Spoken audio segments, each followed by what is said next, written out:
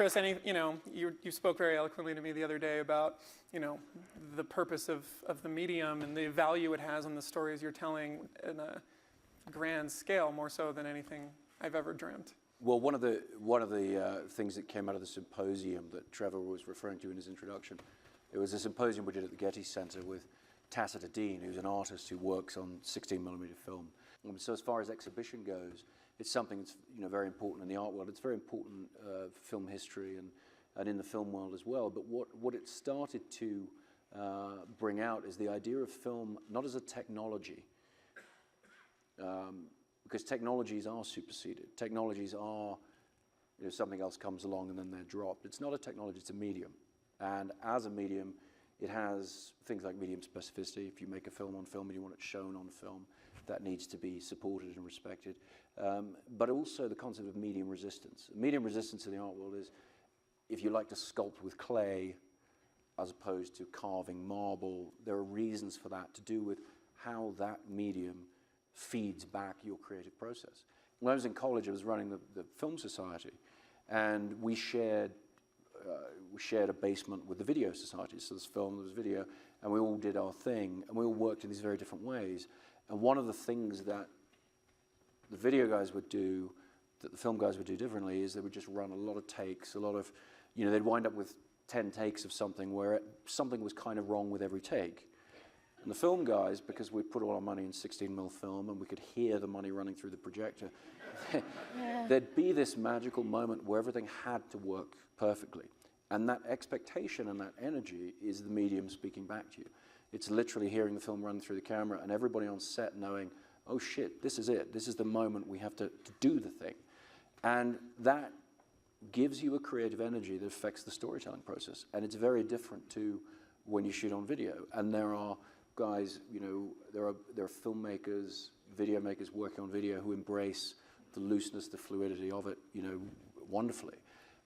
But it has to be recognized that it's different, and it's a different process. And so for me, that focus on the storytelling of that particular shot in that particular moment is very, very much informed by the fact that it's being laid down as light onto celluloid photochemically, and that speaks to the storytelling in every aspect. This artificial industrial distinction that's been made that shooting on video is of the future and is practical and is the way forward, shooting on film is impractical and is the past, and it's simply not the case. It needs to be a choice ongoing into the future. And we've made a strong effort to reframe the discussion over the last couple of years in terms of, there's no point in sitting debating resolutions, all the rest, color reproduction. There's no point in endlessly comparing the two media. You just have to say they're different. And it's very, very important that young and new filmmakers, new talent at places like Sundance or Rotterdam, people coming into the business, understand that they should shoot the film the way they want to shoot it. For me, I equate film with humanity. And, for the most part, I tell these dramatic, very humane stories, and there's this tactile, sort of subtextual, subconscious quality that, comes inherently from film. Can you achieve some extent of that digitally in post? Maybe, but often that requires so much money that the same people who couldn't afford to spend it on film in the first place aren't going to, dedicate enough money to then spend time to do it right in post.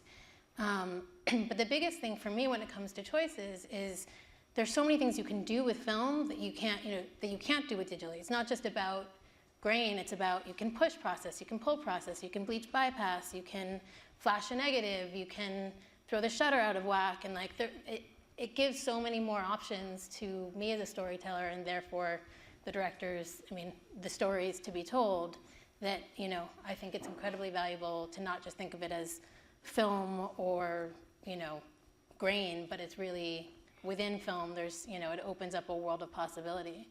And then, one other thing I would say, speaking of what Chris mentioned, the idea of it, costing a certain amount of money running through the gate, it does really up the stakes, and it also allows oftentimes for a much more single camera medium, which as a DP, it allows you to put the camera in the right place.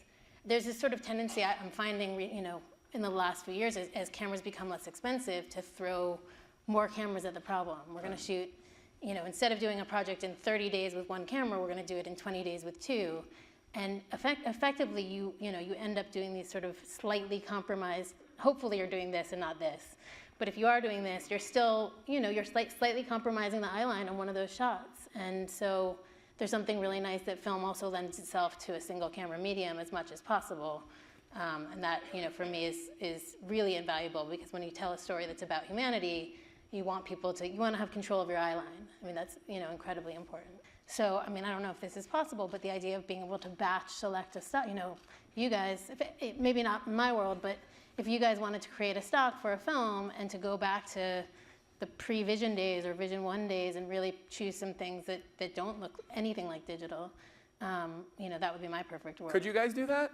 Yeah. No, I mean, I've been talking to Cody about modifications to stocks relating to specific products. It's all a conversation that's perfectly possible to have. At the end of the day, the T-grain stocks, the Vision stocks, you know, they're built to mimic the way the eye sees incredibly well. And specifically, it's certainly true that video technology that's been what it's been chasing the whole time. So yes, at a superficial reading, they may seem more similar, but it's a little hard to argue the toss when you talk to the chemists and engineers at Kodak, when they talk about the way in which the response curves will change and whatever. If you're looking for, I'm always looking for naturalism, and so that's very much the way these stocks have been developed. So they're kind of the best they've ever been, which is worth pointing out, because even though I have a certain amount of nostalgia for some of the older stocks, and particularly Reversal, but I think I would have to say, hand on heart, the stocks they make now, I mean, they're the best they've ever been in 100 years of cinema. They're incredible. That frustrates me a little bit is how very recently film has sort of been pushed into the realm of the elite, where no one has access to it. And that's, you know, I learned on film at NYU. I was at NYU in '99, and we were talking, I guess you were a little bit later, and they still, in the first class, in Sight and Sound, they still do film, even today?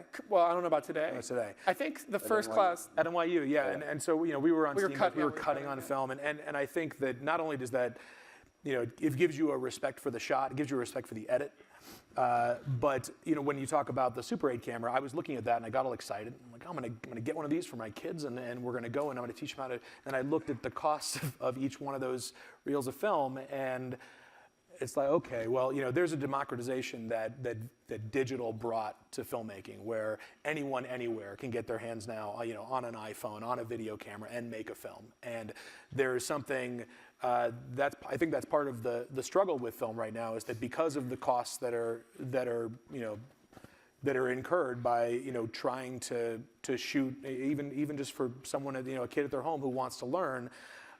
It makes it that much more difficult for everybody to have the opportunity to do it. And to me, it actually puts a little bit of the responsibility on film schools. Even in Jurassic World, like, this can't look like two computers fighting. Mm-hmm. Like, that was always what we kept repeating to ourselves. Yeah. And you know, that debate, you know, goes into the use of animatronics, the use of practical effects. Like, I feel like there's a link between all of these things, this, you know, film versus digital, practical versus, you know, creating these images in a computer. There has been a movement back toward a lot of these analog practices, and my biggest frustration is that it tends to fall into the realm of the guys on Mount Olympus, of you know, who can you know, JJ can make these choices because of where he's at, and where does that leave everybody else who really want to be making the same kinds of choices, but aren't able to because of this idea that digital costs less. I wonder sometimes if at least to me, like, film helps me believe that the thing I'm watching actually happened, in a way that digital doesn't. And I think that suspension of disbelief. Suspension of disbelief, and just to, as I was mentioning, you know, with the Raptors and the motorcycles, like when you're talking about these kinds of movies where you're presenting people things that obviously, you know, aren't happening in our real world, to present it on film, I feel like it just does something to your brain and to your ability to suspend that disbelief, because it doesn't feel like it was made inside a computer. It feels like, well, the light bounced off those Raptors and traveled, you know, in here, and now is, you know, it hit the silver, and that's the, I don't know. I definitely struggle not just with period films that are shot on digital, as far as feeling like that they were real and part of my memories, and it doesn't, I feel like when I think of my dreams, they were on film. My dreams are shot on film. Yeah. Both. Ultimately, as a DP, it's our job to also be adjustable and to be, not every medium's right for every story. To the extent that if we're saying, digital is watercolor and film is oil painting or vice versa, for some things watercolor is better. I'm not saying, and certainly for me, I need to be able to sort of roll with the different, constraints of a project regardless. But also there are occasions where I have found that digital can work to our advantage. Specifically, if you have a ton of improv, if you have child actors, if you have things. In our case, where we don't have the budget to keep shooting, occasionally it's more important to have the ability to get more takes, and so that always becomes part of the decision. But I think as a DP, to say I can only shoot on film would mean that I was getting 1/10 the phone calls that I get right now, and I can't afford to do that. So there you go. I think the biggest affront to the way that general audiences perceive movies is the alteration of the frame rate on their televisions. Okay. Yeah. And motion smoothing is the worst thing to happen to movies in recent history. And I guess a lot of people know what that means, but for those who don't, if you're watching at home, a lot of major television companies, the default on the television when they give it to you has a frame rate that actually inserts additional somehow digitally manufactured frames into your 24 frames a second, and it makes everything look like you're watching a Spanish soap opera. Yeah. Even the coolest, and it's terrible. It's the terrible, worst. and I didn't want to bring it up because it's too complicated an issue, but as you get into things like high frame rates or whatever things that are going to happen in the future, the problem is if we don't establish the principle right now that the filmmaker should be determining how the film is shown, how the film is acquired, how the film is shown, which has always been filmmakers' right, then as things get more and more disparate in terms of what people like, what people don't like, things like high frame rate that some people like, some people just are absolutely allergic to it and would never want the film to be seen that way. We have to be able to have control of that. We have to be able to talk to the TV companies and say the default setting needs to be for 24 frames, playback, not a sort of interpolated 48 or 60 or whatever. I will say one thing that I was able to do on this front is for Jurassic, we had a partnership with Samsung where they were going to show some footage from the movie a couple weeks in all the Best Buys. On the Samsung TVs, they were going to be showing footage that no one could see, so you could go into Best Buy and see it. And I said the only way I'll do this is if at the Best Buy they all have to calibrate it to not have the motion smoothing on if they're going to watch the movie. And around the country, and I went to many Best Buys to make sure this was happening. Don't let any kids watch it that way, because what we can't have is a generation of kids growing up who don't know what a movie's supposed to look like. Absolutely. And that's the danger. And filmmakers have to have that power. What do you imagine movie theaters are going to be different 20 years from now? What do you think is the biggest thing that's going to change?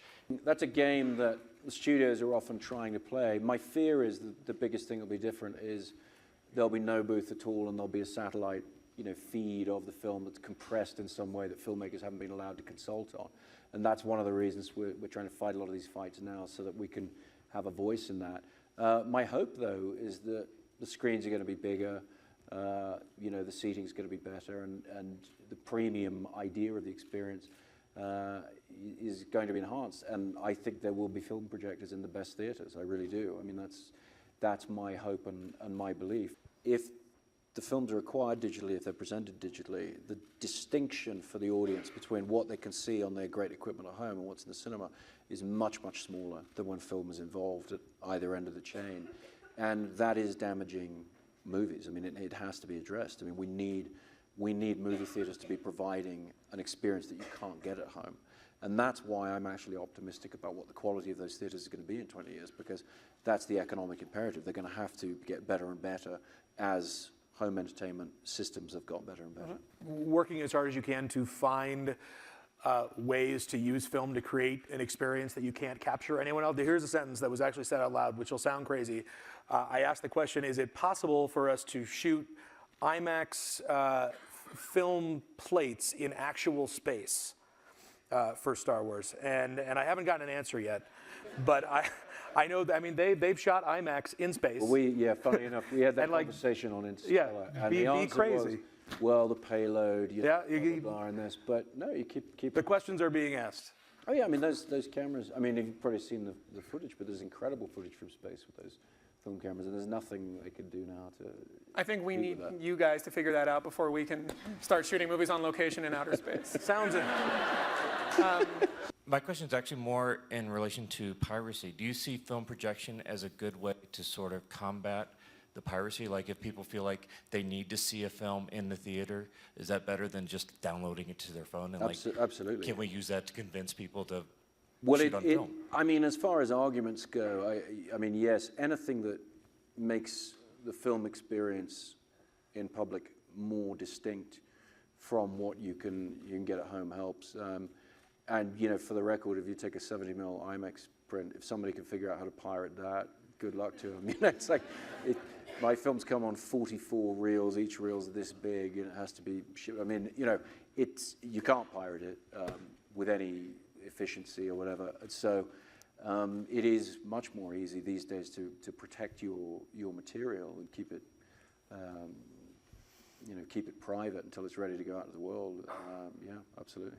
I do think if you're willing to watch a pirated movie on your computer, you're probably the most difficult convert that we could ever reach, imaginable. Like you're not putting you know, exhibition quality at the top of your list of priorities. It's a question from the child, and then that's the last one. I feel like this is going to be great. No pressure. So I'm Jameson Stagg, and I really want to become a filmmaker when I grow up. And I was just wondering, this is kind of just a general question, but do you have any sort of tips as far as story goes for young filmmakers like me? Well, good question. You go first? Sure, yeah. What is my answer is to, you know, I know a lot of people tell you to watch a lot of movies, and that's important too. But don't forget to live a full life, and don't forget to travel, and don't forget to meet a lot of different people, and expose yourself to different perspectives and different ways of looking at the world, because we make movies for the whole world now. It is an export that America has, and part of our responsibility is to not be sitting in the dark all the time, watching the world through the lenses of others, but to go out and live ourselves and have your heart broken and all those things that will make you a complete human being.